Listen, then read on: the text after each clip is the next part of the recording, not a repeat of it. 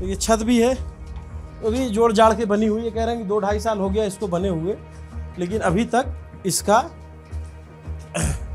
इनके पास इतना पैसा नहीं था कि इसको दोबारा से रिनोवेट करा के ठीक करा लिया जाए और तमाम चीज़ें कर दी जाए। तो पहला वीडियो वायरल हुआ था। और ये भी अपने आप में इंटरेस्टिंग है कि एक माफिया के घर पे अभी भी तिरंगा लटक रहा है, यहाँ पे तिरंगा लहराया जा रहा है। यहाँ का वो वीडियो था। तो पहला, बिहार में सब कुछ जाति के चश्मे से देखने की आदत है, तो भरत तिवारी इनकाउंटर केस में भी जाति रंग ले लिया है। नेता समर्थक भी उसी हिसाब से बयान दे रहे हैं, लेकिन ये कहानी उसके आगे की है।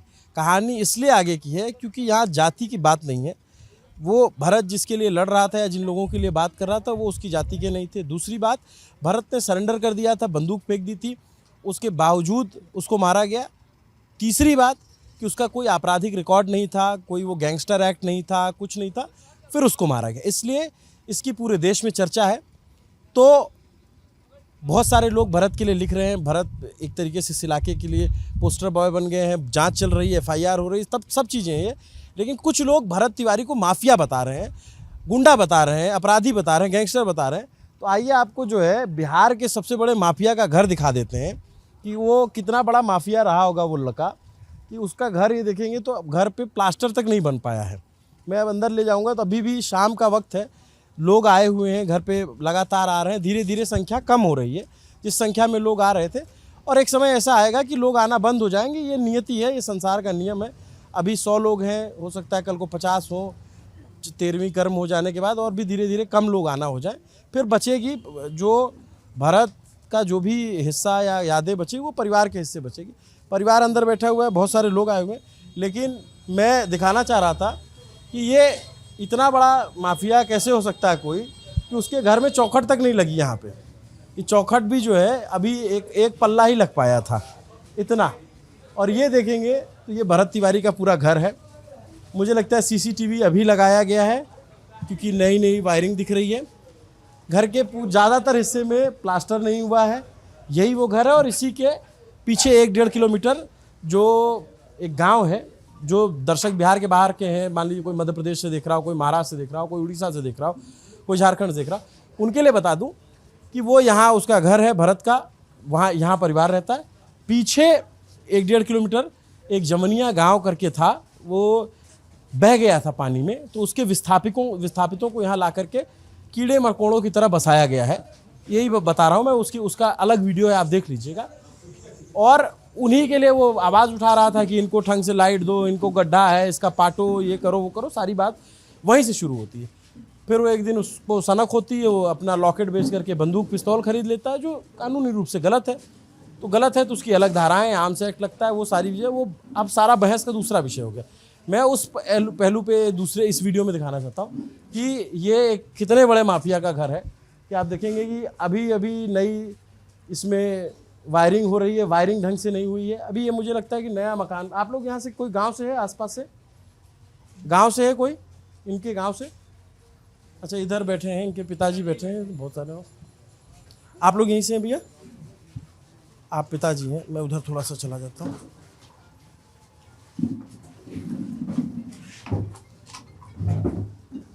ये घर देखेंगे, अभी बहुत सारे लोग यहाँ पे जुटे हुए हैं। ये उनके पिताजी हैं, लगातार इंसाफ की मांग कर रहे हैं। बहुत सारे लोग आ रहे हैं, सांत्वना दे रहे हैं, लेकिन जिनको बोलना चाहिए या जिनको देना चाहिए उनकी तरफ से वो मजबूत रिस्पांस नहीं मिल रहा है। और वो जाति रंग ले चुका है मामला। बिहार में आकर के ये मुझे समझ में आया कि कुछ जातिगत टिप्पणियाँ हुई, कुछ मुख्यमंत्री की जाति के लेकर के लोगों ने टिप्पणियाँ की, तो फिर उधर से रिएक्शन आने लग गया और ये रंग ही बदल दिया गया। कहानी दूसरी है। कहानी ये कि उस लड़के का इनकाउंटर के नाम पे उसे फर्जी तरीके से मारा गया, जो स्पष्ट रूप से दिख रहा है, इसलिए इतना आउटरेज हो रहा है। और वो उन लोगों के लिए लड़ाई लड़ रहा था जो गरीब लोग हैं, जो गरीब तबके के लोग हैं, जिनको कोई सुविधा नहीं दी है प्रशासन ने, जिनको ला करके कीड़े मकोड़ों की तरह बसा दिया गया। मेरी जानकारी ठीक है बाबूजी? जी। आपके बेटे जो है वो उधर जो जमनिया के लोग आए हुए हैं उनके लिए बात कर रहे थे, वहीं से सारा विवाद शुरू हुआ? हाँ जी, वो तो आप जाएंगे, यहाँ से निकलेंगे और बच्चा रास्ते में, वो 1 किलोमीटर यहाँ से क्या देख क्या है। हाँ, तो वहाँ जाने के बाद आपको सब कुछ जानकारी होगा कि क्या बात है नहीं बात है। तो अब इसमें हम क्या कह सकते हैं, हम तो अब न्यूट्रल हो गए, हमको तो बुझा ही नहीं रहा कि हम क्या करें क्या करें। मैं इसीलिए मुझे भी बड़ा अफसोस है कि मैं आपसे पूछूं क्या। आप पिछले 8-10 दिनों से सबके बातों का जवाब दे दे करके थक गए होंगे, इतने सारे मीडिया, इतने सारे नेता। तो इसलिए मैं आपके पास नहीं आ रहा था कि आप बैठे हैं, लोग आपसे मिल रहे हैं। लेकिन चूंकि आपके बेटे थे और मैं ये दिखाने की कोशिश कर रहा था, कुछ लोगों ने कहा कि वो माफिया था, अपराधी था।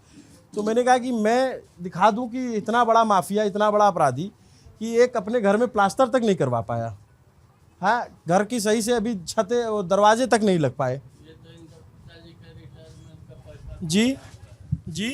इनके पिताजी पुलिस डिपार्टमेंट में हवलदार से रिटायर हुए हैं। इनके रिटायर का पैसा सब बना हुआ है। इसमें एक नया पैसा इन लड़का को नहीं है। पैसा खत्म हो गया, काम खत्म हो गया। आज से 3-4 बरस पहले से ही काम खत्म है, इसी तरह से पड़ा हुआ है। और कुछ कहिए।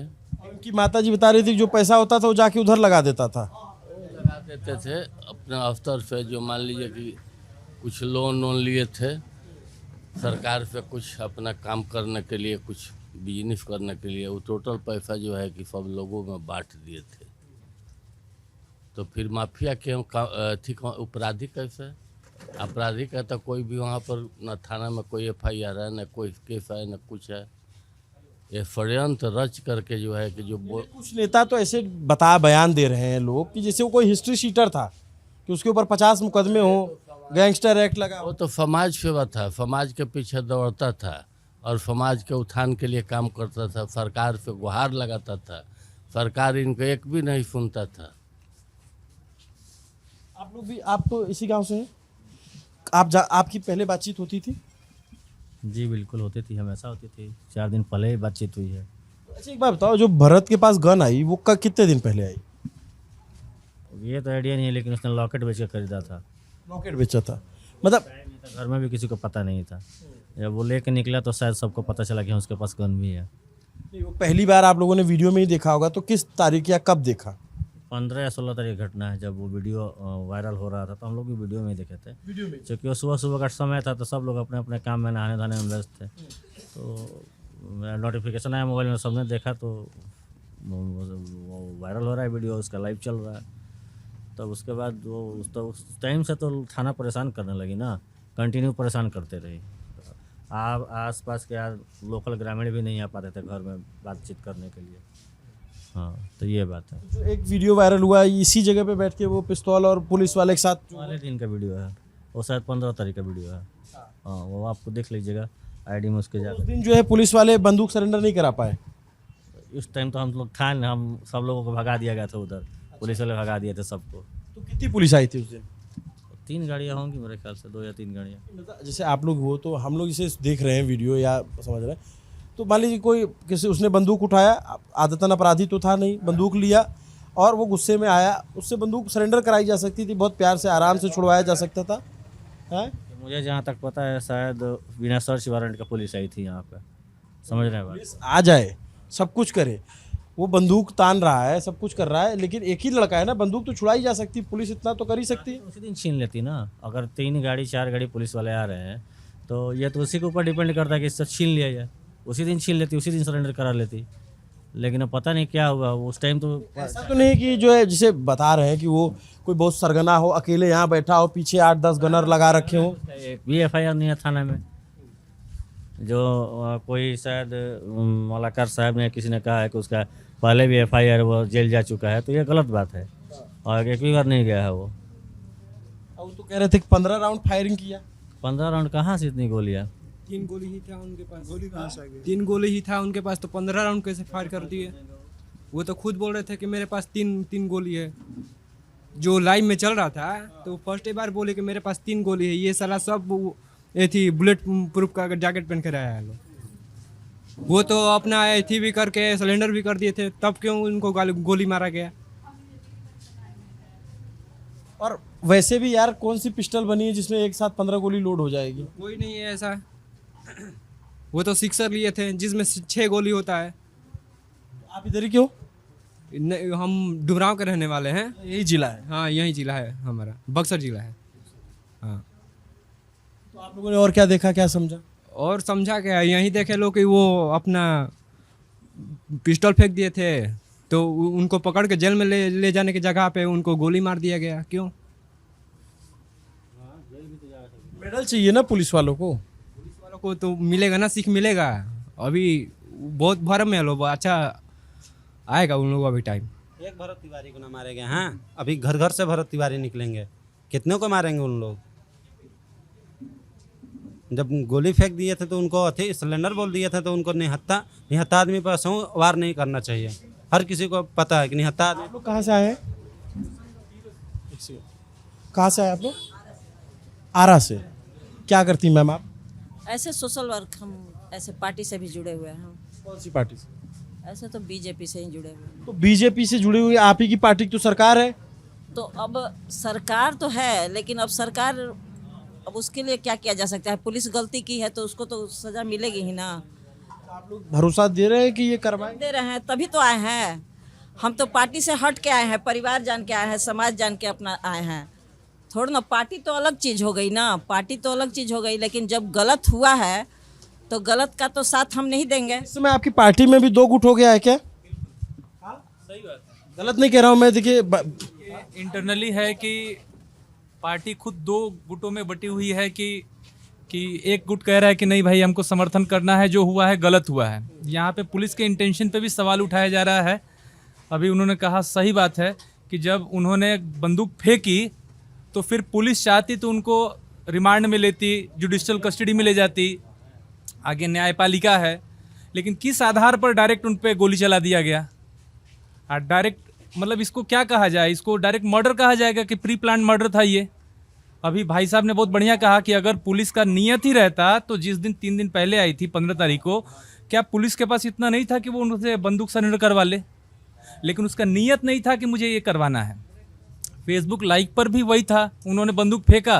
बेसिक कहानी जितना मुझे समझ में आई कि उसका भरत का वीडियो वायरल हुआ, ठीक है, वो कोई उनके भरत के समर्थक उनको क्रांतिकारी कह रहे हैं, विरोधी अपराधी कह रहे हैं। मैं उसको एक सामान्य लड़के के तौर पे देखता हूँ जिसने एक हथियार उठा लिया, उसको बंदूक ली, बंदूक को बहुत आराम से सरेंडर कराया। जैसे कोई अगर समझदार अधिकारी होते, आते रखवाते, कोई ऐसा पुराना आपराधिक रिकॉर्ड नहीं है कि बहुत शातिर अपराध है।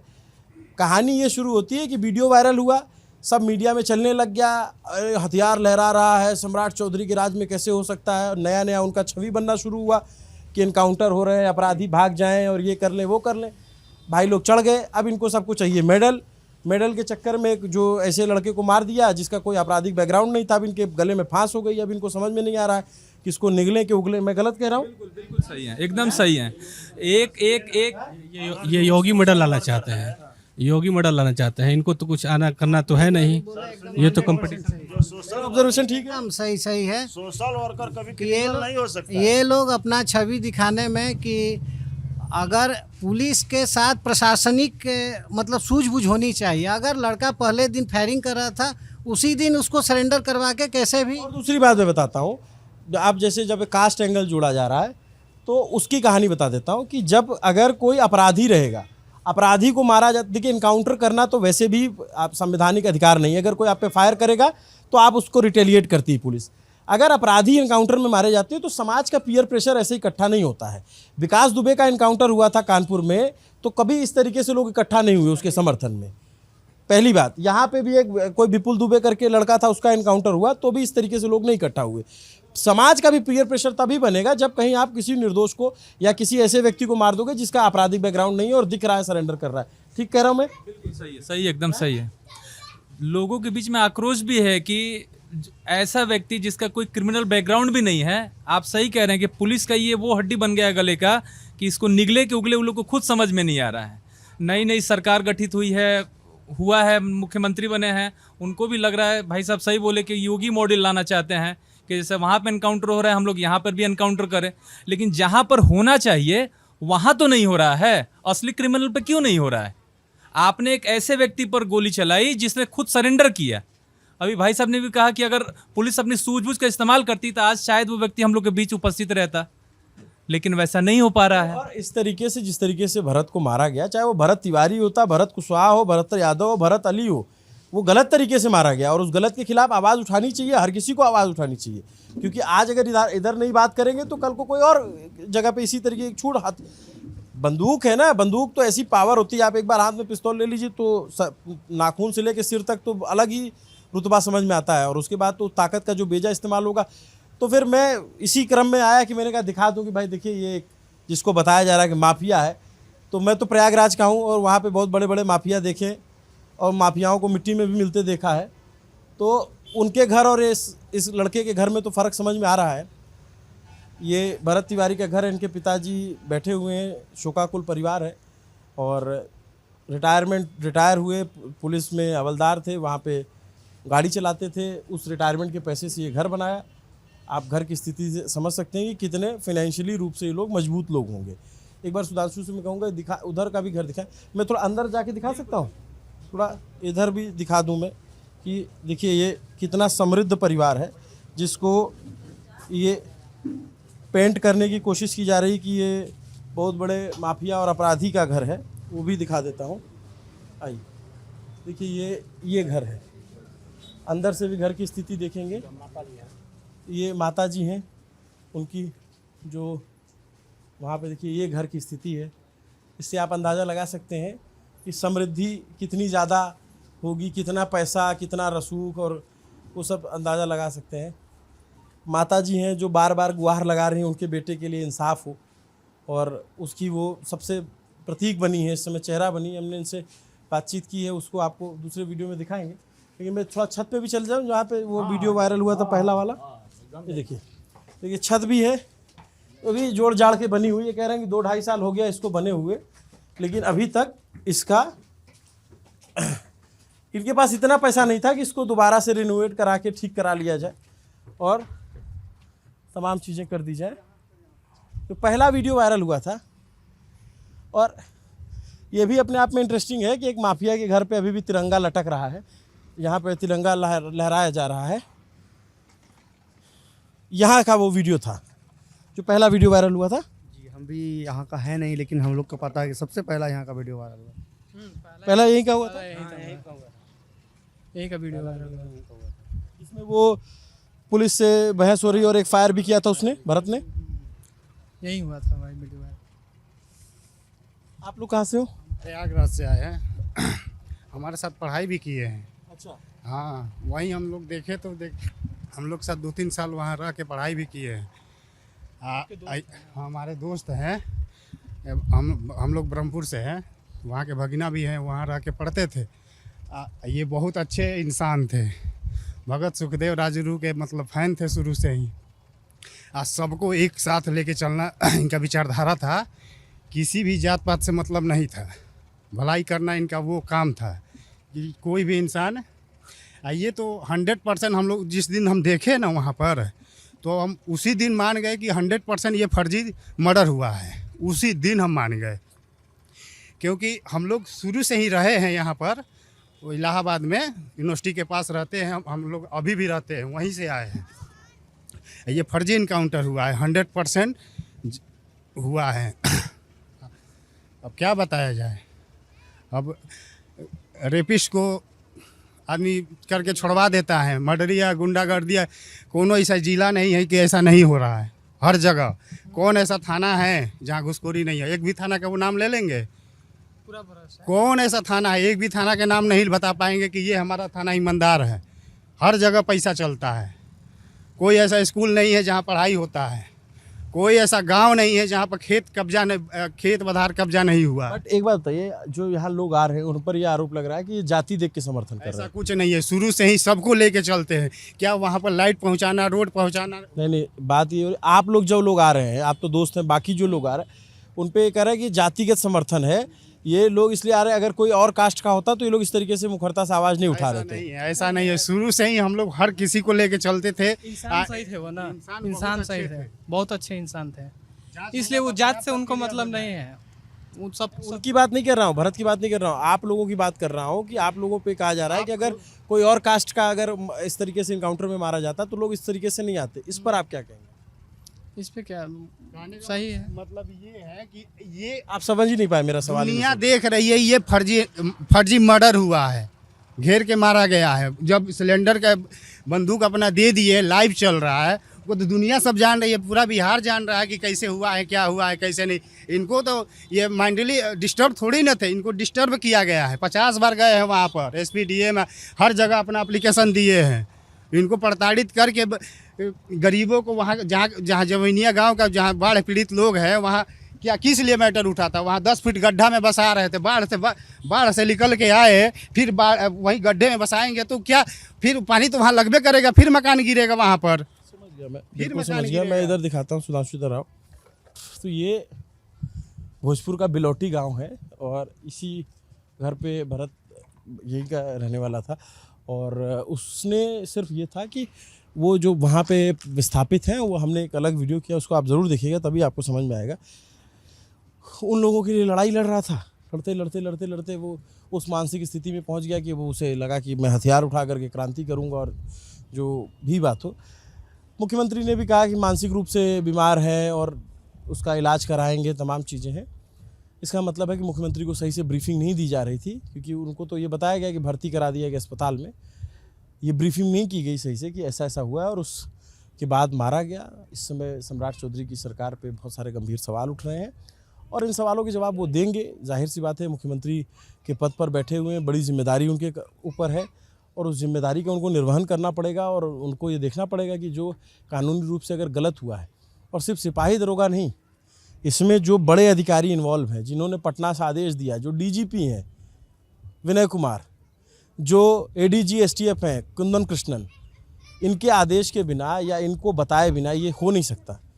ऐसी सिचुएशन नहीं बनी थी वहाँ पे कि फायर धड़ाधड़ आ रहे हो और पुलिस वालों को फायर करना ही पड़े। जब उनको फायर किया गया, जब भरत ने फायर किया तो उसी समय अगर पुलिस रिटेलिएट करती तो ये समझ में आता कि हाँ इसने फायर किया तो पुलिस ने बचाव में फायर किया। उसके बाद उसने बंदूक फेंक दी तो मारा गया, इस वजह से बहुत गंभीर सवाल है। और उसके बाद सिर्फ लीपापोती चल रही है, बयानबाजी चल रही है, जबकि इसमें करना ये चाहिए कि मुख्यमंत्री को खुद परिवार से बात करनी चाहिए, मुख्यमंत्री को खुद परिवार वालों को बुलाना चाहिए, इनको आश्वासन देना चाहिए। अगर किसी का भरोसा टूटा है तो भरोसा अर्जित भी किया जा सकता है, लेकिन अगर अर्जित करना चाहें तो। नमस्ते, अभिनव पांडे नाम है मेरा और मैंने आपको आके दिखाया कि ये कैसे, जिसको बहुत सारे लोग अब ग्रुप में बताया जातियों में बढ़ गया है और सब कुछ जाति के एंगल से देखने की बात है। मैं भोजपुर में हूँ और ये वही भोजपुर जिला है जहाँ पे हमने मुसहर डॉक्यूमेंट्री शूट की थी, यहीं पास में ही वो जगह है। दोबारा आया हूँ यहाँ पे तो मैं देखता हूँ तो बड़ा बुरा लगता है कि किस तरीके से यहाँ पे बिहार में हर चीज़ को जातिगत रंग दे दिया जाता है। और यहाँ की खतरनाक बात ये है कि हर कोई जो है वो कहता है हम जातिवाद नहीं करते हैं और वो वाला करता है, जबकि सब लोग कहीं ना कहीं जो है इसमें इन्वॉल्व हो जाते हैं। रैशनल लोग भी हैं बिहार में, बहुत समझदार लोग भी हैं, लेकिन तार्किक लोग जो है ना इस देश के सबसे बड़े अल्पसंख्यक हैं। जो रैशनल लोग हैं वो सबसे बड़े अल्पसंख्यक हैं क्योंकि उनकी संख्या बहुत कम हो गई है। अभी या तो इस तरफ है या तो उस तरफ है। जो रैशनल लोग हैं वो कम है और वो इससे चिढ़ते भी हैं, वो सवाल भी उठाते हैं कि इस तरह के जातिवाद नहीं होना चाहिए, लेकिन पता नहीं कब तक चलेगा। नमस्ते, अभिनव पांडे नाम मेरा, कैमरे के पीछे मेरे साथी सुधांशु केसरवानी और सत्यम है। देखते रहिए न्यूज़ पिंच। आपने भी देख लिया होगा कि कैसे जिसको एक तबका माफिया बता रहा है, उस माफिया का घर कितना बड़ा है और कितना समृद्ध था वो। भरत तिवारी इनकाउंटर्स पे न्यूज़ पिंच की कई सारी ग्राउंड रिपोर्ट हैं, धीरे धीरे आ रही हैं, कुछ आ चुकी हैं, जा कर के देखिए। और हमारा काम अच्छा लगता है तो सब्सक्राइब कीजिए। शुक्रिया।